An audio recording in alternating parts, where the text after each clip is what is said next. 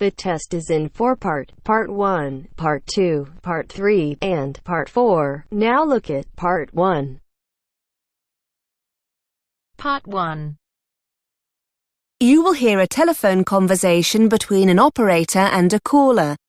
The caller is inquiring about car insurance.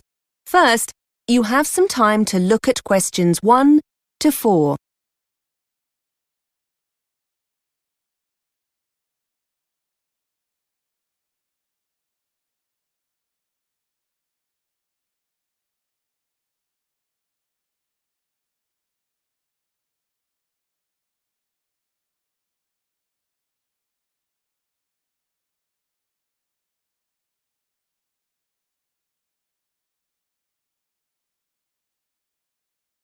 Now we shall begin.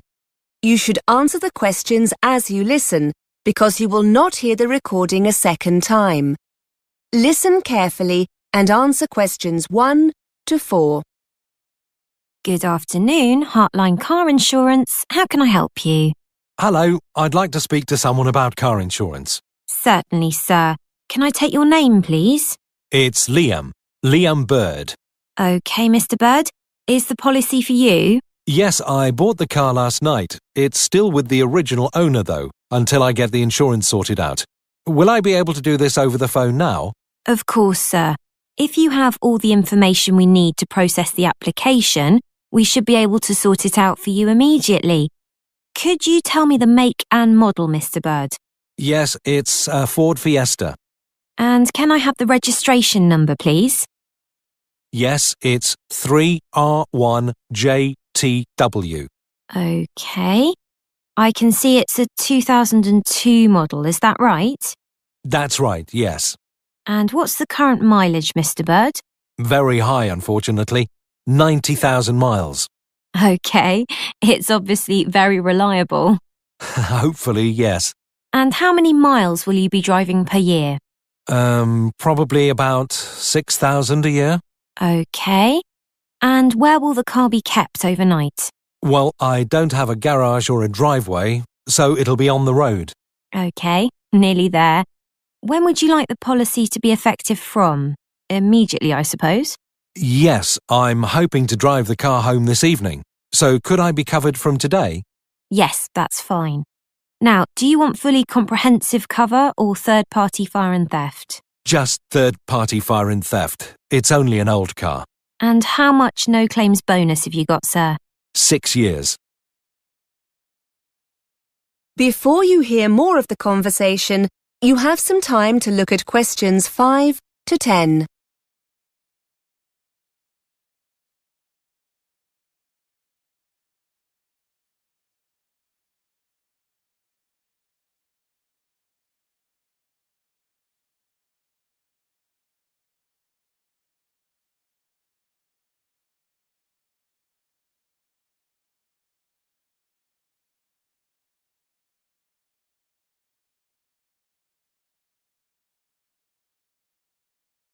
Now listen and answer questions 5 to 10.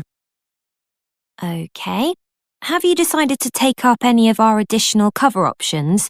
We have legal cover for a small fee each month, and we can offer a very competitive rate for driver injury insurance. Or we could... No thanks. Sorry, but I've already looked through what's available on your website and how much it all costs. I've got breakdown cover with another company, and the car comes with a spare set of keys, so I should be okay there. I'd like to take out the 14-day courtesy car, though, and keep my no-claims bonus. So I'll protect that, and I'd like to have the windscreen cover as well. OK, Mr. Bird. So that's third-party fire and theft with additional cover for a courtesy car, protected no-claims bonus and windscreen cover. That comes to £425. We'll need to see proof of your no-claims bonus. Can you send this to us? Yes, no problem at all. OK. I just need your payment details and I can process this for you. So, can I have your full name, please? It's Liam Bird. That's B-Y-R-D. And your address? 35 Botterville Crescent, Birmingham, B561ED. And your date of birth? The 11th of November, 1969. And your telephone number, Mr. Bird? 0121 677 9887. How will you be paying, Mr. Bird? By credit card? By debit card, if that's okay. Yes, that's fine. What kind of card is it? It's a Visa card. OK.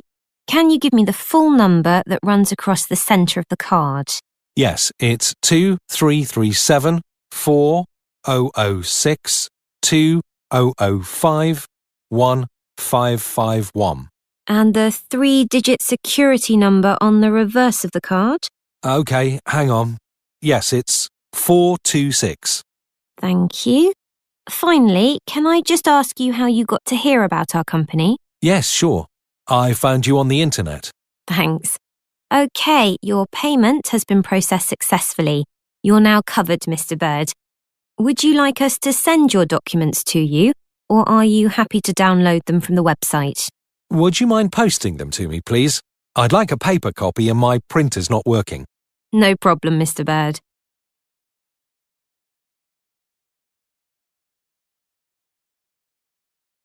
That is the end of part 1. You now have half a minute to check your answers.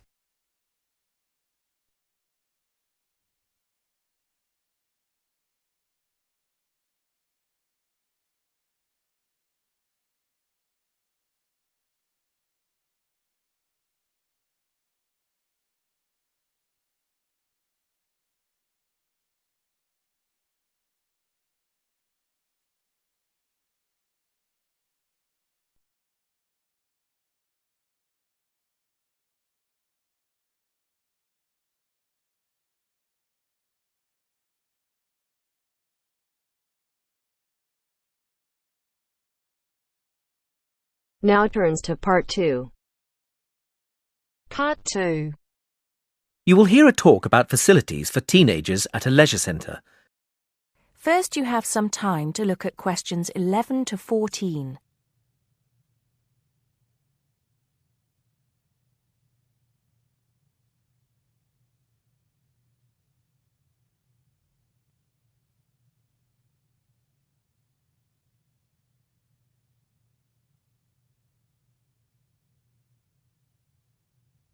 Now listen carefully and answer questions 11 to 14.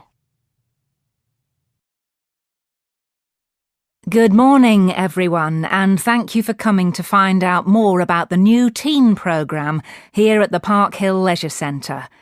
I'd like to take you through the programme, the classes available, describe the building itself, and then give you some information about how to register and sign up for the sports and activities we offer. Afterwards, you'll have an opportunity to take a tour of the centre. We also have some taster sessions with our instructors, which we hope you'll enjoy and which will motivate you to sign up. Let's go through the classes first.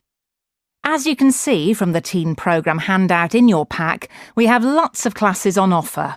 Our instructors are highly qualified and have lots of experience training young people. Diana is our dance instructor and she gives classes in jazz and salsa on Wednesday and Thursday evenings respectively. Jim usually takes the football practice sessions, but this year he is branching out into American sports and will be running the baseball club on Saturday afternoons. We think this will be very popular. So Steve will now run the football practice. This class has been changed from Saturday to Sunday afternoons. Steve will also take the skateboarding class on Monday evening. The roller skating course is for beginners, and this will be taken by Stella, who was last year's under-21 London roller skating champion. So you'll be in good hands with her expert advice.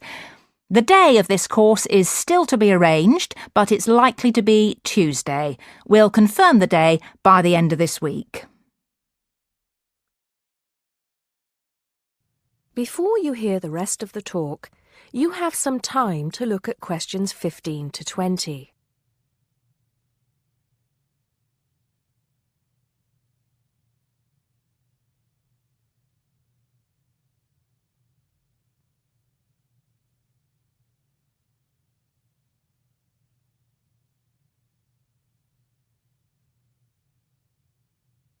Now listen and answer questions 15 to 20.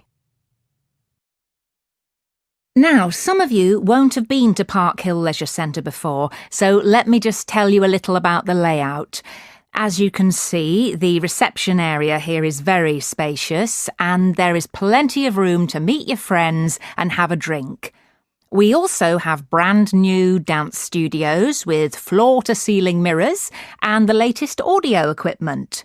The dance studios are to the left of the reception area behind the swimming pool. Oh, no, sorry, I meant opposite the swimming pool. Both the roller skating and skateboarding classes will be held in the skate arena. This has also been refurbished and we have a new 5-metre ramp in there which is proving to be popular.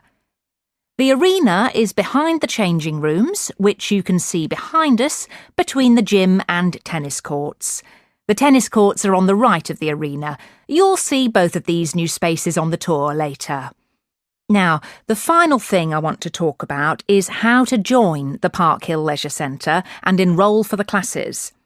First, you need to complete an enrolment form with some of your personal details, including your address and telephone number and the name of your school. If you're under 16 years old, then you'll also be required to get your parents' permission to take part in the classes. Please ask one of your parents to sign the authorisation form attached to the enrolment form. You'll find the form in your information pack. When you've done this, you just hand the forms to reception. You can pay an annual subscription of £20 or, alternatively, you can pay each time you use the facilities. There is a £1.60 admission fee in this case. Whether you decide to pay in one go or with each visit, you still need to complete the forms in your pack and become a member. Once we have the forms, we'll send your membership card to your home address. All you need to do is show this card every time you come to the centre, and if you want to book a class, you just need your membership number on your card.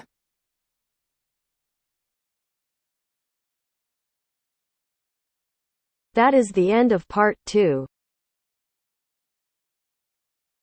You now have half a minute to check your answers.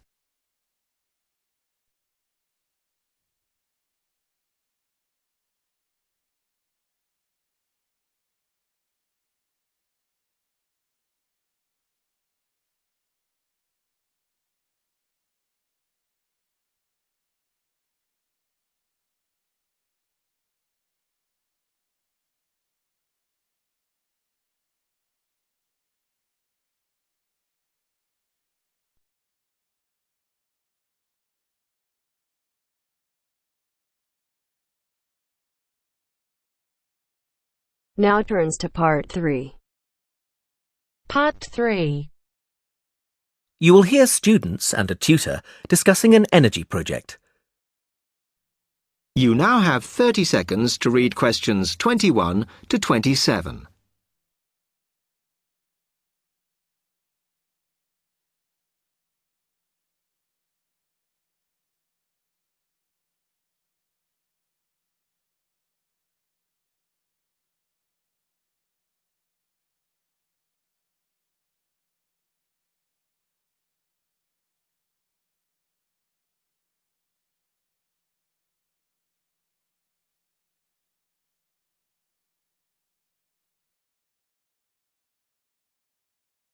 Good morning, Phil. Jackie. I hope your project is going well. Good morning, Mr. Jackson. Hi, Mr. Jackson.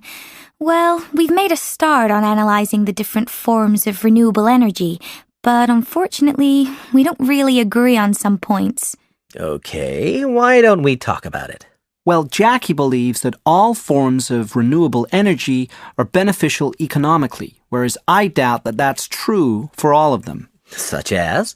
Such as wind, wave, and solar energy, because they're less reliable. That's a valid point, but I don't think that's a large enough factor to disregard it completely. Exactly. That's what I said. However, another drawback is that they're generally very expensive to produce. Yes, you're right, and that is a concern when evaluating their usefulness in future. I agree with you to a point, but it's likely that the cost will come down.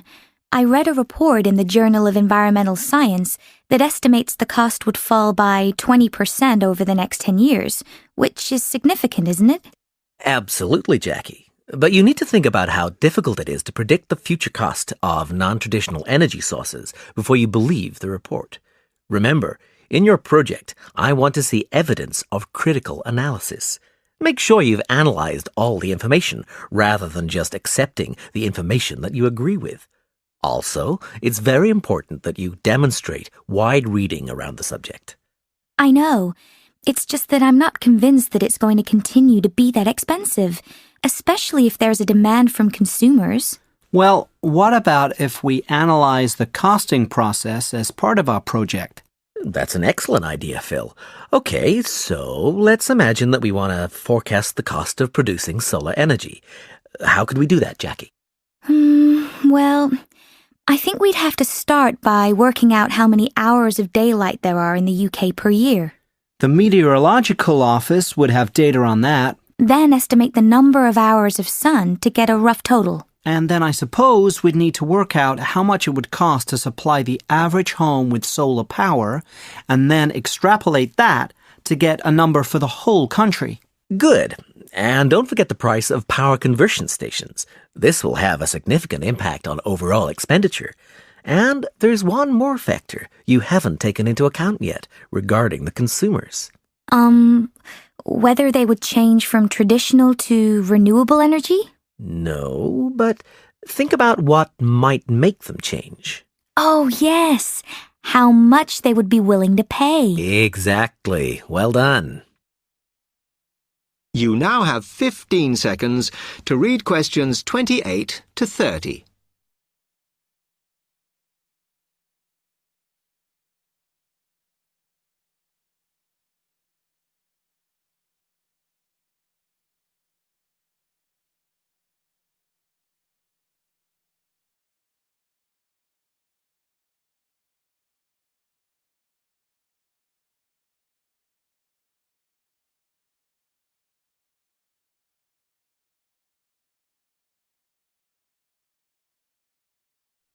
So, our project is going to cover three main areas. Firstly, comparing the main forms of alternative energy, solar, wind, wave, and biofuels in terms of production costs.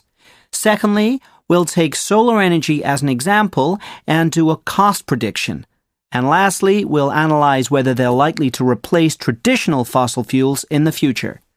That sounds like a comprehensive project with a good focus. Now, what data are you going to use and what approach will you use for the analysis? Now that's something we do agree on. We want to use the reports you gave us in our last lecture and some statistics from the Government, Environment and Energy Department. In terms of analysis, we're going to use a cross-referencing method where we compare each of the government reports with the Robertson report and highlight any differences. Then we'll analyze these to see why the differences exist and where more research needs to be done.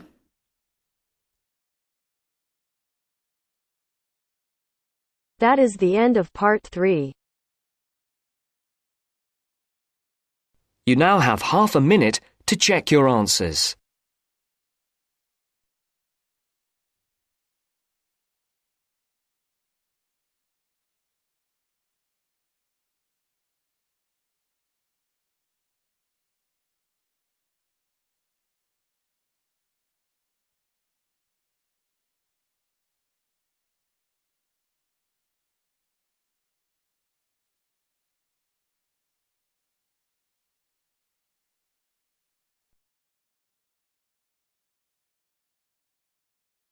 Now turns to part 4.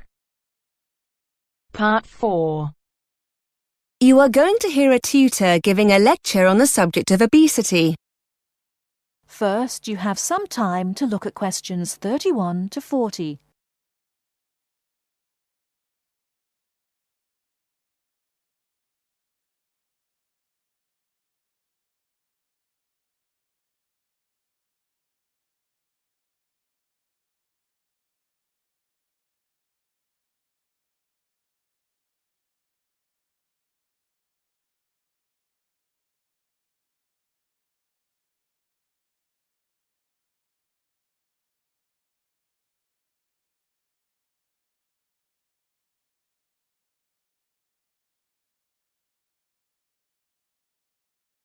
Now listen carefully and answer questions 31 to 40.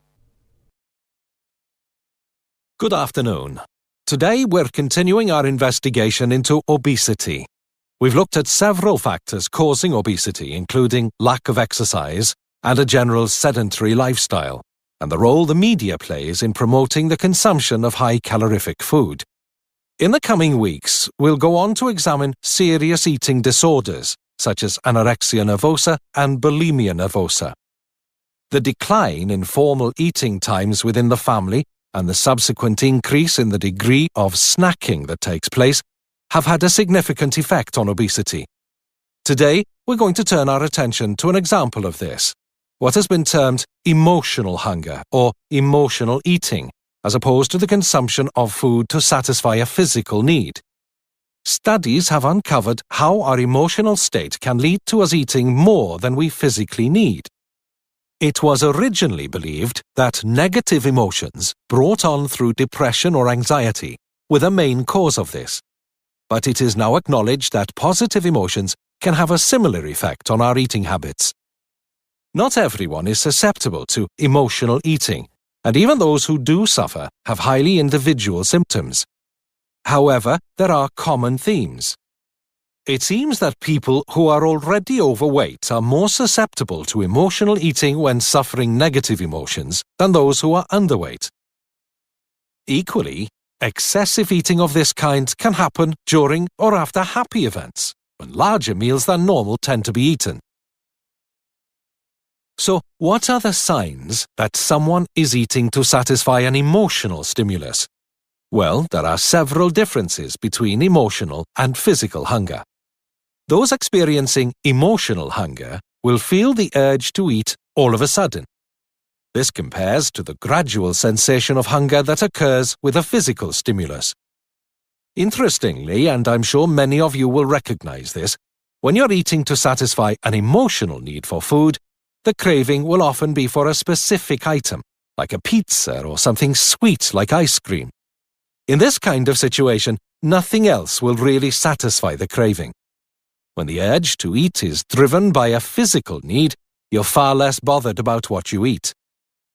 Emotional hunger makes the individual feel the craving must be satisfied immediately by whatever the specific kind of food is.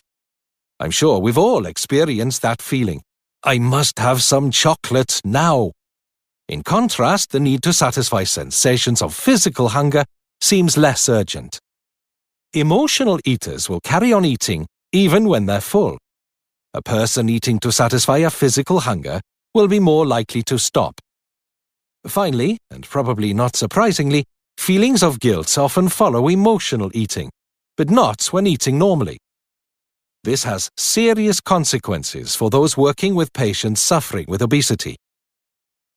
One way to deal with this is to educate sufferers into understanding the different symptoms of physical and emotional hunger, and to try to help them identify the pressure points during a typical day when daily stresses occur.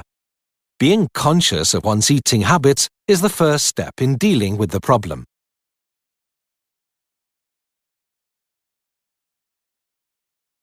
That is the end of part 4. You now have half a minute to check your answers.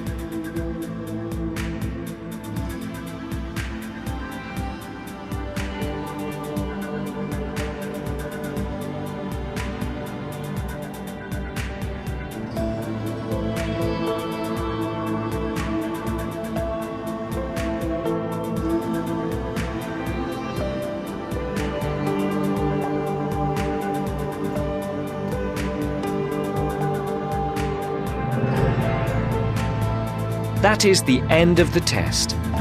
You now have 10 minutes to transfer your answers to your Ielts listening answer sheet.